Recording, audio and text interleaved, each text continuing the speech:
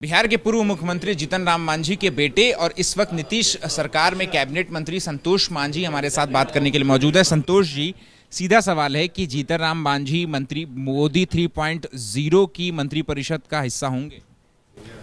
देखिए, तो माननीय प्रधानमंत्री जी को निर्णय लेना है। हम लोग आशान्वित हैं कि होना चाहिए और 11:30 बजे माननीय प्रधानमंत्री जी के पास जाना भी है चाय पे, वहाँ चर्चा होगी। उसके बाद कुछ स्थिति स्पष्ट होगा तो सारी बातें आप सबके बीच में बोलेंगे। अच्छा, तो क्या कॉल आ गया है मंत्रिपरिषद में कि जो शपथ ग्रहण होगा उसके लिए कोई कॉल आ गया है?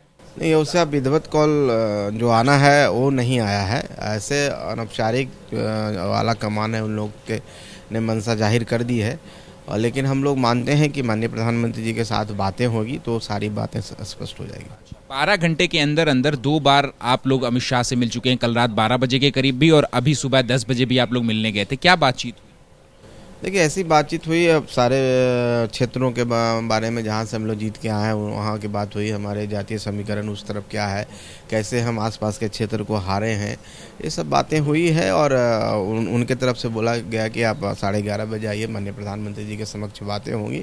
तो हम समझते हैं कि जो भी है सब अच्छा ही है, बिहार के लिए अच्छा है, हमारे क्षेत्र के लिए अच्छा है। और ख़ास करके जो गया के लोग जिन्होंने वोट दिया था हम सबको, उन सब के लिए भी गौरव की बात है कि एक बिहार में से एक गरीब और निर्धन तबके के और समाज के उस तबके से व्यक्ति को मौका मिलने के ऐसी लग रहा है तो निश्चित तौर पर उन गरीबों का मोरल बूस्टअप होगा और हमारे पार्टी के लिए भी बहुत बड़ी बात होगी। तो हम लोग आशान्वित हैं कि हमारी जो नेता का जो अनुभव है, जो कद है, उस अनुसार उनको हर चीज़ मिलेगा। संतोष जी, आपने ये तो कंफर्म कर दिया कि जीतन राम मांझी जो है वो मोदी 3.0 सरकार का हिस्सा होंगे, लेकिन कौन सा मंत्रालय मिलेगा, किस स्तर का मंत्रालय होगा, क्या इसको लेकर के कोई प्रेशर टैक्टिक्स या कोई पेच फंसा हुआ है क्या? क्योंकि रात के 12 बजे आपको अमित शाह से मिलने के लिए बुलाया। देखिए, इस तरह का कोई पेच नहीं है। हम लोग कभी कोई डिमांड भी नहीं रखते हैं कि मंत्रालय कौन सा होगा ना होगा, ये तो विषय माननीय प्रधानमंत्री जी का है। हम लोग की तरफ से ऐसी कुछ नहीं है। एक आज सुबह गए थे, चाय पर हम लोग गए थे और वो दूसरी बात थी। जहाँ तक रात में बात हुई थी तो रात में कंफर्म किया गया था कि आप मंत्री बनाए जा रहे हैं और शीर्ष नेताओं की तरफ से आज चाय पर चर्चा हुई है। फिर प्रधानमंत्री जी के साथ जो बातें होगी तो सारी बातें स्पष्ट हो जाएगी, क्या मिलना है, कौन मंत्रालय, सब सारी बातें। 1 घंटा इंतजार कीजिए, सारी बात आ जाएगी। क्या यूनियन मिनिस्टर ऑफ स्टेट या इंडिपेंडेंट चार्ज को लेकर के भी कोई पेच फंसा हुआ? अब तो 1-1.5 घंटे की बात है, सारी बातें स्पष्ट हो जाएगी। आप क्या आश्वस्त हैं? क्या आपकी महत्वाकांक्षा? नहीं, महत्वाकांक्षा नहीं है, इच्छा है सेवा करने का, इच्छा है उन गरीबों की आवाज़ बनने का, इच्छा है बिहार के विकास का, गया के विकास का। और जिस समुदाय से हम लोग आते हैं, जो अभी सभी पिछड़ा समुदाय है, उस समुदाय की माने आस बनना, आवाज़ बनना, उनका विकास करना। कौन सा मंत्रालय पर चाह रहे हैं संतोष मांझी और जीतन राम मांझी? अब चाहने से तो कुछ नहीं मिलता है। जो भी मिलेगा उसको हम लोग उस मंत्रालय को जस्टिफाई करेंगे। हम जानते हैं कि उनका अनुभव है, मुख्यमंत्री भी बिहार में रहे हैं।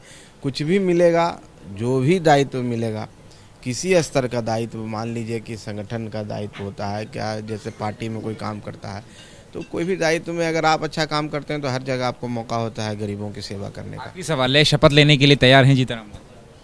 अब एक ही बात को कितना पूछिएगा, अभी कुछ कह नहीं सकते हैं। अभी कुछ फाइनल कहे ना कि अभी माननीय प्रधानमंत्री जी के समक्ष जाना है, वहाँ से वार्ता होगी। सभी किन्हीं को नहीं आया है, तब राष्ट्रपति महोदया के पास वो लिस्ट जाएगा तो वहाँ से औपचारिक तौर पर सारे कॉल आएंगे, तब फिर अब मान लीजिए कि फिर शपथ होना है। ठीक है, तो देखिए ये हैं संतोष मांझी, काफ़ी खुश और राहत भरी मुस्कान अपने चेहरे पर लिए हुए हैं और कहीं ना कहीं इस बात की तरफ इशारा कर रहे हैं कि अनौपचारिक तौर पर तो ये फाइनल हो गया है कि जीतन राम मांझी जो है वो मोदी 3.0 सरकार का हिस्सा होंगे, लेकिन औपचारिक तौर पर ऐलान होना अभी बाकी है। कैमरा पर्सन अश्विनी कुमार सिंह के साथ अहमद बिलाल, ABP न्यूज़, दिल्ली।